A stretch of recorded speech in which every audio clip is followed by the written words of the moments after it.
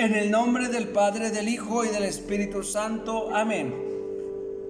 Queridos hermanos y hermanas, hoy, este día martes, en que nosotros seguimos escuchando los relatos del libro de los Hechos de los Apóstoles. En aquellos días dijo Esteban al pueblo, a los ancianos y escribas: duros de cerviz, incircuncisos de corazón y de oídos, vosotros siempre resistís al Espíritu Santo, lo mismo que vuestros padres. Hubo un profeta que vuestros padres no persiguieran. Ellos mataron a los que anunciaban la venida del justo, y ahora vosotros lo habéis traicionado y asesinado. Recibisteis la ley por mediación de ángeles y no la habéis observado. Oyendo sus palabras se recomían en sus corazones y rechinaban los dientes de rabia. Esteban, lleno de Espíritu Santo, fijando la mirada en el cielo, vio la gloria de Dios y a Jesús a la derecha de Dios, y dijo: veo los cielos abiertos y al Hijo del Hombre de pie a la derecha de Dios. Dando un grito estentorio, se taparon los oídos y como un solo hombre se abalanzaron sobre él. Lo empujaron fuera de la ciudad y se pusieron a apedrearlo. Los testigos dejaron sus capas a los pies de un joven llamado Saulo y se pusieron a apedrear a Esteban, que repetía esta invocación: Señor Jesús, recibe mi espíritu. Luego, cayendo de rodillas y clamando con voz potente, dijo: Señor, no les tengas en cuenta este pecado. Y con estas palabras murió. Saulo aprobaba su ejecución. Palabra de Dios, te alabamos, Señor. Salmo responsorial. A tus manos, Señor, encomiendo mi espíritu. Sé la roca de mi refugio, un baluarte donde me salve. Tú que eres mi roca y mi baluarte, por tu nombre dirígeme y guíame. A tus manos encomiendo mi espíritu. Tú, el Dios leal, me librarás. Yo confío en el Señor. Tu misericordia sea mi gozo y mi alegría. Haz brillar tu rostro sobre tu siervo. Sálvame por tu misericordia. En el asilo de tu presencia los escondes de las conjuras humanas. A tus manos, Señor, encomiendo mi espíritu. Les anuncio la buena nueva en este día, proclamación del Santo Evangelio según San Juan. En aquel tiempo, el gentío dijo a Jesús: ¿y qué signo haces tú para que veamos y creamos en ti? ¿Cuál es tu obra? Nuestros padres comieron el maná en el desierto, como está escrito: pan del cielo les dio de comer. Jesús les replicó: en verdad os digo, no fue Moisés quien os dio pan del cielo, sino que es mi Padre el que os da el verdadero pan del cielo. Porque el pan de Dios es el que baja del cielo y da la vida al mundo. Entonces le dijeron: Señor, danos de este pan. Jesús les contestó: yo soy el pan de vida. El que viene a mí no tendrá hambre, y el que cree en mí no tendrá sed jamás. Palabra del Señor. Gloria a ti, Señor Jesús.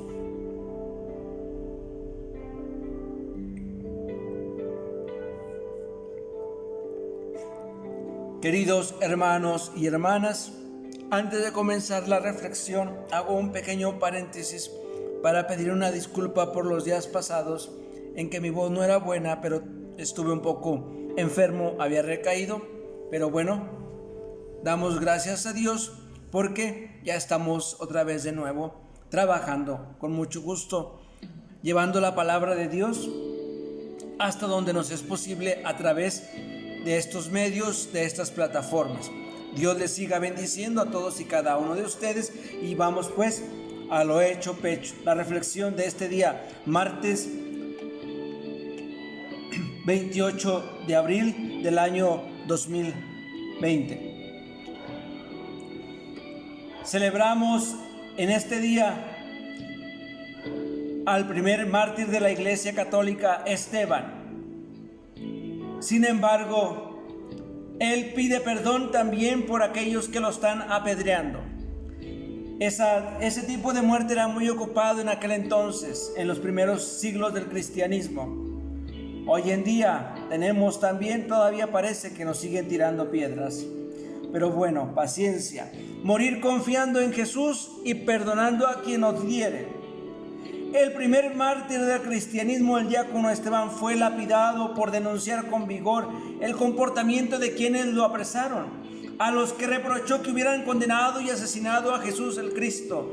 Porque si pusimos atención en la lectura, se nos va diciendo escalonadamente y bien amplio que se les fue anunciado por ángeles, les fue anunciado por los profetas que vendría el Salvador del mundo, y no lo creyeron, sino que acabaron dándole muerte en la cruz. Hubo un profeta que vuestros padres no persiguieran, ellos lo mataron, a los que anunciaban la venida del justo, y ahora vosotros lo habéis traicionado y asesinado. Entonces, ¿qué pueden hacer? Matar al testigo y se acaba todo. En su relato, del autor del libro de los Hechos de los Apóstoles establece un significativo paralelismo entre la muerte de Esteban y la de Jesús. Subraya dos palabras que reproducen prácticamente las que pronunció Jesús en la cruz. La primera de ellas, Señor Jesús, recibe mi espíritu. Es como un eco de la última de Jesús. Padre, en tus manos encomiendo mi espíritu. San Lucas capítulo 23, versículo 46. Hay ya conciencia de que Jesús es Dios y el discípulo descansa en Él como Jesús en las manos del Padre. El verdadero testigo mártir de Jesús muere con la total confianza de que será acogido por su Maestro y Señor en la gloria de su reino. Es lo que había intuido ya el buen ladrón al morir al lado de Jesús. San Lucas 23, 42. La otra palabra es Señor, no les tengas en cuenta este pecado. Reproduce básicamente la primera palabra de Jesús en la cruz. Padre, perdónalos porque no saben lo que hacen. San Lucas 23, 34. También aquí el mártir se dirige a Jesús como a su Dios, Señor, y le pide en su misericordia perdone a sus verdugos. El verdadero discípulo mártir de Jesús muere perdonando y pidiendo por sus enemigos, incluido el joven Saulo, que se convertirá poco después en Pablo, el incansable apóstol de Cristo. De ser un perseguidor del cristianismo, se convierte al cristianismo. Qué maravilloso sería que hoy muchos de nosotros, perseguidores del cristianismo, nos convirtamos como Saulo un día a ser testigos y apóstoles del Señor, y que es llamado por gracia divina y por el Espíritu Santo. Maravilloso mirar este texto de los Hechos de los Apóstoles, cómo Esteban entrega su vida por amor al Evangelio y cómo les tira en cara a aquellos que lo tenían ante el Sanedrín, duros de cerviz e incircuncisos de corazón y de oídos. Vosotros siempre resisteis al Espíritu Santo. Y ese es un grito que taladra mis oídos, mi mente y mi corazón, porque todavía en pleno siglo XXI sigue habiendo muchos cristianos que resistir al Espíritu Santo. Que no pase eso con vosotros, hermanos. Vivir alimentándonos de Jesús, el pan que da la vida. Hoy en día, en varios lugares me ha tocado escuchar: no podemos recurrir a la Santa Eucaristía a recibir el pan de vida. Y cuando alguien lo recibe, se reciben testimonios muy bellos, porque prácticamente estamos como en las catacumbas, celebrando en privado, celebrando sin pueblo, 2 o 4 personas máximo 6, y un extra máximo a 10, pero no es posible. Entonces me llegaba a la mente todo eso. Y cuando teníamos la oportunidad de encontrarnos con el amor de los amores, ¿dónde estábamos? Duele, pero es la realidad. El largo discurso de Jesús en el capítulo 6 del Evangelio de San Juan tiene 2 ejes fundamentales íntimamente unidos: el pan de vida y el pan eucarístico. El fragmento de hoy se refiere al pan de vida. Jesús dice de sí mismo que es el pan bajado del cielo para dar vida al mundo. Es lo que ahorita nos está haciendo falta a nosotros, es lo que nos angustia.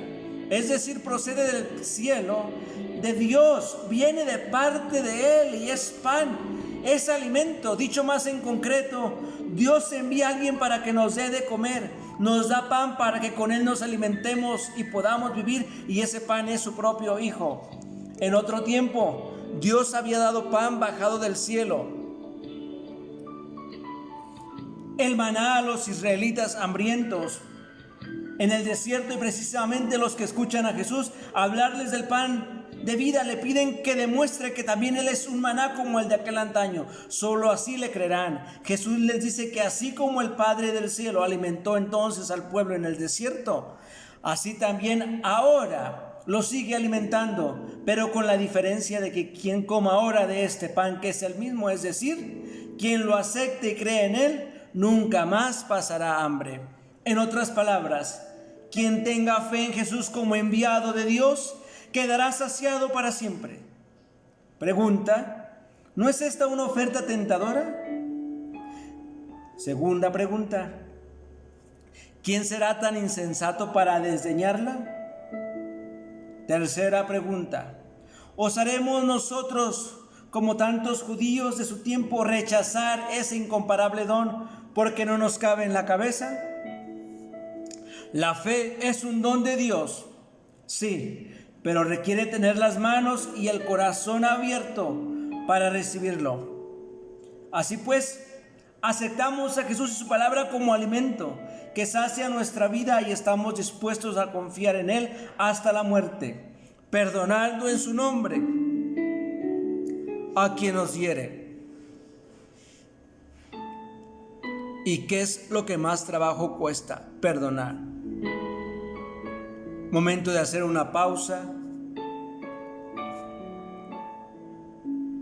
Y yo mismo voy a analizar mi vida un poco hacia mi interior.